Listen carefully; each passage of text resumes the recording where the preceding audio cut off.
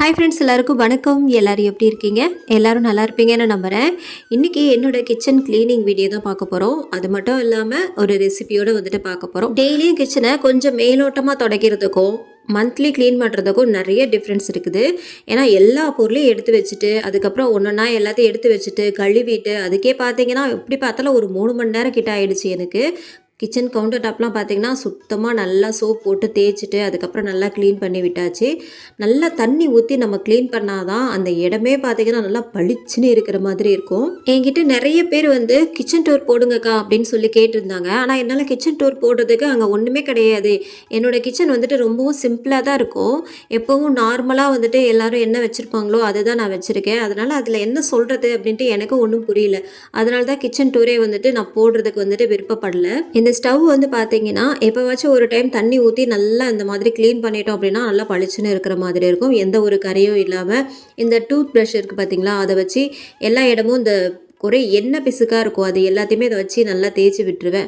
அது வந்து வாரத்தில் ஒரு நாள் இந்த மாதிரி க்ளீன் பண்ணி விட்டுருவேன். மற்றபடி டெய்லியுமே பார்த்தீங்கன்னா நல்லா தொடச்சி விட்டுருவேன். இல்லைனா தண்ணி ஏதாவது போயிட்டு அடைச்சிக்குமோ அப்படின்ற ஒரு பயம் வந்துட்டு நிறையவே இருக்குது. அது மட்டும் இல்லாமல் இந்த ஸ்டெயின்லெஸ் ஸ்டீலில் வாங்கினோம் அப்படின்னா டெய்லி நம்ம தண்ணி ஊற்றி கழுவலாம், அதில் எந்த ஒரு பிரச்சனையும் இல்லை. ஆனால் இந்த ஸ்டவ் வாங்குறது தான் வந்துட்டு நிறைய பிரச்சனைகள் இருக்குது. ரொம்பவும் ஹீட் ஆகிடுச்சு அப்படின்னாலும் நமக்கு வெடிக்கிறதுக்கும் நிறைய வாய்ப்பு இருக்குது. ஆனால் நம்ம ஸ்டவ் வாங்க போகணும்னு நினச்சாலே இந்த ஸ்டவ் தான் வந்துட்டு பளிச்சுன்னு தெரியுமா. இதை விட்டுட்டு நம்ம அந்த ஸ்டவ் வாங்குறதுக்கே மனசே வராது. அதனாலே பார்த்தீங்கன்னா இதையே வாங்கிட்டு வந்துடுவோம். இந்த ஸ்டாண்ட் வந்து நான் அமேசானில் தான் வாங்கியிருந்தேன். இது வந்து 400 நினைக்கிறேன். ஆமாம், சரியாக ஞாபகம் இல்லை. 600 400 சரியாக ஞாபகம் இல்லை. ஹஸ்பண்ட் தான் வந்துட்டு ஆர்டர் போட்டிருந்தாங்க. இந்த பிளாஸ்டிக் வந்து நான் யூஸ் பண்ணி ஒரு எப்படி பார்த்தாலும் ஒரு 1.5 வருஷம் இல்லை 2 வருஷம் ஆகிடுச்சு. இது வந்து நான் யூஸ் பண்ணிக்கிட்டே தான் இருக்கிறேன். ஆனால் வந்துட்டு நல்லா தான் இருக்குது. எனக்கு இப்போல்லாம் என்ன தோணுதுன்னா, இந்த பிளாஸ்டிக்லாம் நம்ம யூஸ் பண்ண வேண்டாமே, இருக்கிறது மட்டும் போதும். இனிமேட்டு வாங்குகிற பொருளில் இந்த கண்ணாடி பொருட்கள் அப்புறம் செராமிக்கு இந்த மாதிரி ஐட்டம் தான் வாங்கலாம் அப்படின்ட்டு இருக்கேன். அப்படி இல்லைன்னா ஸ்டெயின்லெஸ் ஸ்டீல் அந்த மாதிரி வாங்கலாம். இனிமேட்டு பிளாஸ்டிக்கே வந்துட்டு வாங்கக்கூடாது அப்படின்ட்டு. அது கொஞ்ச நாள் யூஸ் பண்ணலாம். ஆனால் அதுக்கப்புறம் பார்த்திங்கன்னா ஒரு மாதிரியாக ஸ்க்ராட்ச் மாதிரி ஆகிடும். அது பார்க்குறதுக்கும் நல்லா இருக்குது. நம்ம என்ன தான் கழுவி தொடச்சி வச்சாலுமே வந்துட்டு பிளாஸ்டிக் யூஸ் பண்ணக்கூடாது தான் நிறைய பேர் வந்துட்டு சொல்லியிருக்கிறாங்க. ஆனால் முன்னாடிலாம் பார்த்திங்கன்னா அந்த அந்த பிளாஸ்டிக் வந்து நம்மளை அப்படியே வந்துட்டு கண்ணை பறிக்கும். பிளாஸ்டிக் தான் பார்த்திங்கன்னா அழகழகாக வச்சுருப்பாங்க. இப்போ கூட வந்துட்டு சூப்பர் மார்க்கெட் போனோன்னா என்ட்ரன்ஸ்லேயே வந்துட்டு வச்சுருப்பாங்க. அந்த பிளாஸ்டிக் தான் அந்த பேஸ்கெட்லேருந்து எல்லாமே சூப்பராக இருக்கும். அது வந்து வாங்க வேண்டியதுக்கு வாங்கிக்கலாம். ஆனால் அந்த பொருளெல்லாம் போட்டு வைக்கிறோம் இல்லையா, அதனால் என்ன பண்ணணும்னா அந்த பிளாஸ்டிக் வந்துட்டு யூஸ் பண்ணக்கூடாது. நான் இனிமேல்ட்டு வாங்க போகிறதெல்லாம் வந்துட்டு ஸ்டெயின்லெஸ் ஸ்டீல் அப்படி இல்லைன்னா உட்டன்லாம் வாங்கிக்கலாம், இல்லைனா செராமிக் அந்த மாதிரி வந்துட்டு ஏதாவது மெட்டீரியலாக வாங்கிக்கலாம். என்னோடய கவுண்டர் டாப் பார்த்திங்கன்னா ஒரு எல் ஷேப்பில் இருக்கும். சின்ன ஒரு கிச்சன் கவுண்டர் டாப் தான் அது. வந்து பார்த்திங்கன்னா சரி இந்த பக்கம்லாம் கழுவி விட்டாச்சே, சரி நம்ம என்ன பண்ணுவோம், இந்த முந்திரி இந்த பாதாம் இதெல்லாம் இருந்துச்சு, அதை எல்லாத்தையுமே கொட்டி வைக்கலாமே சொல்லிட்டு கொட்டி வச்சுட்டு இருந்தேன். ஏன்னா கையோட இந்த வேலையை முடிச்சிட்டோம் அப்படின்னா கொஞ்சம் ஈஸியாக இருக்கும் இல்லையா எடுக்கிறதுக்கும். அதனால என்னால் இதில் வந்து வைக்க முடிஞ்ச அளவுக்கு எல்லா பொருளுமே வச்சுட்டேன். உளுத்தம்பருப்பு, கடலைப்பருப்பு, அப்புறம் வந்து இந்த கடுகு, ஜீரகம்ட்டு எல்லாமே வச்சுட்டேன், லவங்கம், பட்டைன்ட்டு. ஆனாலுமே பார்த்திங்கன்னா இந்த 3 இது வந்துட்டு காலியாகிடுச்சு. அதில் என்ன வைக்கிறது எனக்கு ஒரு ஐடியாவும் இல்லை. சரி அப்புறமா ஏதாவது யோசனை வந்தால் வச்சுக்கலாமே சொல்லிட்டு அதை அப்படியே விட்டுட்டேன், காலியாகவே விட்டுட்டேன். எங்கள் வீட்டை பொறுத்த வரைக்கும் ஹஸ்பண்ட் என்ன பண்ணுவாங்கன்னா, இந்த நல்லெண்ணெய், கடலெண்ணெய் இது எல்லாமே செக்கில் ஆட்டின எண்ணெயாக வாங்கிட்டு வந்துடுவாங்க. அது வந்து பிளாஸ்டிக் பாட்டிலில் அப்படியே ஊற்றி கொடுத்துருவாங்க. அது வந்து அப்படியே வச்சுட்டு மாதம் பூரா யூஸ் பண்ணிவிட்டு நான் என்ன பண்ணுவேன், அப்படியே தூக்கி போட்டுருவேன். ரீயூஸ் வந்துட்டு பண்ண மாட்டேன். அது எல்லாத்தையும் நம்ம வந்து கடலெண்ணெய், நல்லெண்ணெய் இது எல்லாத்தையும் வாங்கிட்டு வந்தாலும் திரும்பவும் நம்ம வந்துட்டு ஏதாவது ஸ்டெயின்லெஸ் ஸ்டீல் அப்படி இல்லைன்னா ஏதாவது கண்ணாடி பாட்டிலில் ஊற்றி வச்சிடலாம் அப்படின்ற ஒரு ஐடியா இருக்குது. இந்த கண்ணாடி பாட்டிலாம் நான் வந்துட்டு பார்த்துருக்கேன் வீடியோவில், எல்லாமே அழகாக இருக்குது. ஆனால் அது ஏதாவது உடஞ்சிருமோ அப்படின்ற ஒரு பயமும் இருக்குது. சரி அது வாங்கி யூஸ் பண்ணலாம் அப்படின்னு தான் நினச்சிட்ருக்கேன். வாங்கும்போது உங்களுக்கு கண்டிப்பாக காட்டுறேன். இந்த மாதம் பூரா எப்படியாவது இந்த 1 லிட்டரை வச்சே முடிச்சிடணும் அப்படின்னு நினச்சிக்கிட்டே இருப்பேன். ஆனால் பார்த்தீங்கன்னா அந்த மாதிரி முடியாது. ஒரு 25 நாள் அவ்வளோதான், இல்லைன்னா 1.5 லிட்டர் வந்துட்டு மாறிடுது எங்களுக்கு. 1 லிட்டரு யூஸ் பண்ணலான்னு தான் பார்ப்பேன். எப்படியாவது சிக்கனமாக வச்சு அந்த மாதம் பூரா அந்த 1 லிட்டரையோட வந்துட்டு முடிச்சுக்கணும் அப்படின்னு நினைப்பேன். எண்ணெய் அதிகமாக எப்போவுமே நான் யூஸ் பண்ண மாட்டேன். இந்த பொரிக்கிற ஐட்டத்தை தவிர எண்ணெய் வந்து அதிகமாக யூஸ் பண்ண மாட்டேன். ஆனாலும் பார்த்தீங்கன்னா இந்த கடலெண்ணெய் வந்து எப்போவுமே நான் சமைக்கிறதுக்கு மட்டும்தான் யூஸ் பண்ணுவேன். இந்த சாம்பாருக்கு, வெண்டைக்காய் பொரியல் இந்த மாதிரி எதுக்காவது. ஆனால் பொரிக்கிறதுக்கு பார்த்தீங்கன்னா இந்த சன்ஃப்ளவர் ஆயில் தான். ஆனாலுமே எங்களுக்கு வந்துட்டு 1 மாதத்துக்கு அந்த கடலெண்ணெய் வரவே மாட்டேன்து.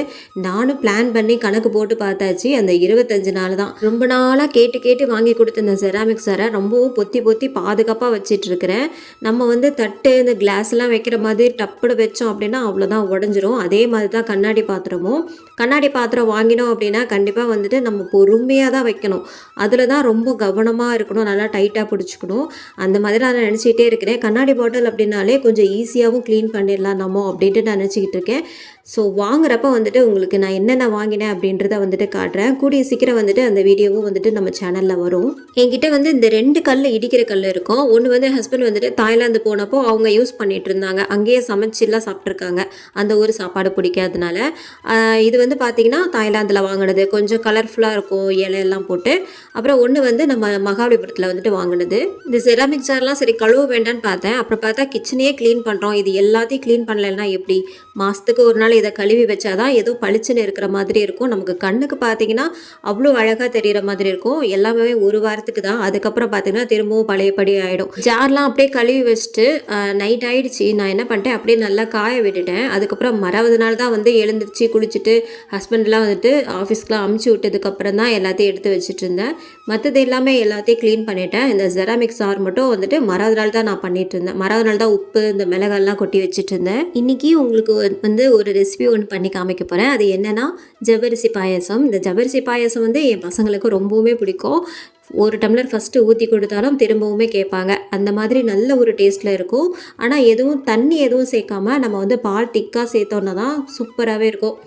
இப்போ நம்ம அந்த ஜவ்வரிசி பாயசம் எப்படி பண்ணுறதுன்னு பார்த்துடலாம். அதுக்கு ஃபஸ்ட்டு என்ன பண்ணோன்னா, ஜவ்வரிசியை நல்லா 1 கப் அளவு நான் எடுத்துருக்கேன். இதை வந்து நல்லா ஒரு 2-3 டைம் நல்லா வாஷ் பண்ணிவிட்டு ஒரு 1 மணி நேரம் தண்ணி விட்டு நல்லா ஊற வச்சுடுங்க. இப்போ ஜவ்வரிசி பாயசம் பண்ணுறதுக்கு ஒரு 1/2 லிட்டர் தண்ணி 6 லிட்டர் தண்ணி வந்து நல்லா கொதிக்க விட்டுட்டு அதுக்கப்புறம் நம்ம ஊற வச்ச ஜவ்வரிசியை சேர்த்துக்கலாம்.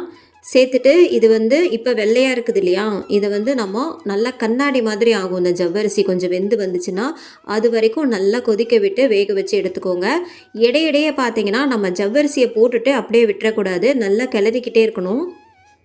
அப்பப்போ கிளறிக்கிட்டே இருந்தால் தான் நமக்கு வந்து அந்த அடி பிடிக்காமல் இருக்கும். இல்லைன்னா ஜவ்வரிசி என்ன பண்ணுன்னா அது அப்படியே வந்துட்டு ஒட்டிக்கும். அதனால் இப்போ நமக்கு ஜவ்வரிசி நல்லாவே வெந்துருச்சு, நல்ல ஒரு கண்ணாடி பதத்துக்கும் வந்தாச்சு. இப்போ நம்ம என்ன பண்ண போகிறோன்னா இதில் பால் சேர்க்கலாம். நான் வந்து ஒரு 1/2 லிட்டர் பால், அதாவது தண்ணி சேர்க்காத 1/2 லிட்டர் பால் வந்து இதை வந்து நல்லா கொதிக்க வச்சுடுங்க. தனியாக கொதிக்க வச்சுட்டு அதுக்கப்புறமா வந்துட்டு சேர்த்திங்க அப்படின்னா உங்களுக்கு இந்த ஜவ்வரிசி கூட சேர்க்கும் போது ரொம்பவுமே ஈஸியாக இருக்கும். ஏன்னா ரொம்ப நேரம் கொதிக்க தேவையில்லையா, அதனால் எப்போவுமே காய்ச்சி ஆற வச்ச பாலை வந்துட்டு சேர்த்துக்கலாம். இப்போ பால் சேர்த்ததுக்கப்புறமா கொஞ்சம் நேரம் கொதிக்க விடுங்க. ஜவ்வரிசியும் பாலும் நல்லா மிக்ஸ் ஆகி நல்லா வேகட்டும். அதுக்கப்புறமா நான் வந்து ஒரு 3/4 கப் அளவு சர்க்கரை சேர்த்துக்கிறேன். சர்க்கரை சேர்த்ததுக்கு அப்புறமா நமக்கு இன்னுமே வந்து தண்ணியாகும். அதுவும் கொஞ்ச நேரம் கொதிக்கணும். நல்லா கொதிச்சாதான் நமக்கு அந்த சர்க்கரையெல்லாம் கரைஞ்சதுக்கு அப்புறமா நம்ம வந்து முந்திரி திராட்சை வந்து தனியாக நெய்யில் வறுத்து இதில் வந்து சேர்த்துக்கலாம். இப்போ நல்ல ஒரு க்ரீமியான பாயசமும் ரெடி ஆயிடுச்சு. இதை வந்து அந்த அடுப்பில் மாற்றி வச்சுட்டு நம்ம வந்து இப்போ ஒரு 2 டீஸ்பூன் அளவுக்கு நெய் சேர்த்துக்கலாம். நெய் நல்லா காஞ்சதுமே இதில் வந்து உலர்ந்த திராட்சை வந்து சேர்த்துக்கோங்க. சேர்த்துட்டு இந்த உலர்ந்த திராட்சை வந்து கொஞ்சம் பலூன் மாதிரி வீங்கி வந்ததும் நம்ம வந்து முந்திரி பருப்பையும் சேர்த்துக்கலாம். முந்திரி பருப்பு சேர்த்துட்டு இது கொஞ்சம் பொன்னிறமாக வதங்கினதுக்கப்புறமா நம்ம வந்து முந்திரியும் நல்லா பொன்னிறமாக வதங்கினதுக்கப்புறமா நம்ம வந்து இதில் சேர்த்துக்கலாம். பாயசத்தில் வந்துட்டு சேர்த்துக்கோங்க. எப்போவுமே இந்த ஃபெஸ்டிவல் வந்தால் தான் இந்த மாதிரிலாம் செஞ்சு சாப்பிட்ணும் அப்படின்னு இல்லை, ஏதாவது சாப்பிட்ணுன்னு ஆசை இருந்தாலே நம்ம வந்துட்டு செஞ்சு சாப்பிட்லாம். பசங்களுக்கும் பார்த்தீங்கன்னா பாயாசமா அப்படின்ட்டு ரொம்பவும் ஹாப்பி ஆகிடுவாங்க. அவ்வளோதான். இப்போ வந்துட்டு இந்த முந்திரியும் இந்த திராட்சையும் சேர்த்ததுக்கப்புறமா இந்த ஒரு மாதிரி கலரில் தான் இருக்கும். ஃபைனலாக வந்துட்டு 2-3 ஏலக்காய் மட்டும் தட்டி சேர்த்துக்கலாம். அப்படி உங்ககிட்ட வந்து ஏலக்காய் பவுடராக இருந்தாலும் அதுவும் கொஞ்சமாக வந்துட்டு சேர்த்துக்கலாம். இதை பண்ணிக்கிட்டே இருக்கும் போதெல்லாம் என் சின்ன பையன் வந்து எப்போ ரெடியாகும்னு சொல்லி கேட்டுக்கிட்டே இருந்தான். ஒரு வழியாக ரெடி ஆயிடுச்சு. ஆனால் என்ன ஒன்று அவன் சூடாக சாப்பிடவே மாட்டான். அதனால் சீக்கிரமாக ஆற வைக்கணும்னு சொல்கிறதுக்காக சீக்கிரமாக ஆற வைக்கணும் அப்படின்றதுக்காக என்ன பண்ணேன், ஃபஸ்ட்டே அவனுக்கு வந்து ஊற்றி வச்சிட்டேன் ஒரு கிண்ணத்தில். எங்களுக்கு வந்து பார்த்தாலே தெரிஞ்சிருக்கும் நல்ல ஒரு க்ரீமியாக இருந்தது சாப்பிடும்போது. இதில் வந்து நம்ம தண்ணி எதுவும் சேர்க்காம நம்ம பால் மிக்ஸ் பண்ணாதான் நமக்கு வந்து இந்த க்ரீமியான ஜவ்வரிசி பாயசம் கிடைக்கும். அப்படியே மாவெல்லாம் ஆட்டி வச்சுட்டு அதுக்கப்புறம் அதை கரைச்சி வச்சுட்டேன். இந்த மாவெல்லாம் அரைக்கும் போது பார்த்தீங்கன்னா உளுந்து நமக்கு வந்து வெண்ணெய் மாதிரி நல்லா வரணும், நல்லா ஆட்டி எடுக்கணும். அப்போ தான் நமக்கு வந்து இட்லியும் நல்லா சாஃப்டாக வரும். எப்போவுமே வாழ்க்கையில் வந்துட்டு ஆணாகட்டும் பெண்ணாகட்டும் உங்களை யாராவது விட்டுட்டு போகிறாங்க அப்படின்னா அவங்க போகட்டும், விட்டுருங்க.